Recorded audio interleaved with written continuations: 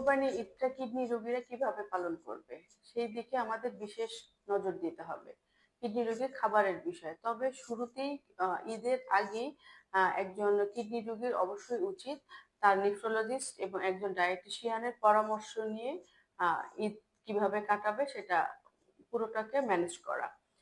Kidney রোগী যদি CKD patient হয়, যার ক্রিয়েটিনিন 2 এর উপরে, তার হচ্ছে বিশেষভাবে খেয়াল রাখতে হবে। অতিরিক্ত প্রোটিন তো তার জন্য নিষেধ। সেক্ষেত্রে তার বিফের পরিমাণটা, পোর্শনটা হবে 35 থেকে 40 গ্রাম পার ডে। সেটা 1 থেকে 2 পিস মাংস সর্বোচ্চ প্রতিবেলাই খেতে পারবে।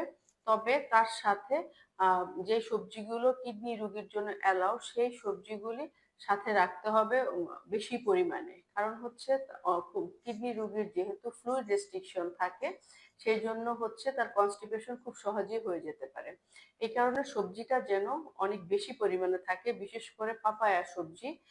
সেটা সে খাবারের সাথে ম্যাশ করা বা হচ্ছে সবজি করা অথবা হচ্ছে ভাজি করে যেই মাংসটা বা প্রোটিনটা খাচ্ছে সেটাকে ব্যালেন্স করবে। এখন আসি যেই পেশেন্ট ডায়ালিসিস পায়, ডায়ালিসিস পেশেন্টের জন্য আবার বিষয়টা ভিন্ন হয়ে থাকে। সাধারণত ডায়ালিসিস পেশেন্টের প্রোটিনের পরিমাণ দ্বিগুণ হয়ে যায়। 35 যদি থাকে নর্মাল কিডনি পেশেন্টের প্রোটিন, সেক্ষেত্রে ডায়ালিসিসের জন্য এটা 70 থেকে 80 গ্রামে চলে যায়। সেক্ষেত্রে আমরা হচ্ছে বিফ বা মাটন দিতে পারি, বাট হচ্ছে কারো যদি ফসফরাস বা পটাশিয়াম লেভেলের কোনো প্রবলেম থাকে, বিশেষ করে ফসফরাসের জন্য, যেটা বিফ বা রেড মিটে থাকে, তাদের জন্য একটু রেস্ট্রিক্টেড হয়ে থাকে।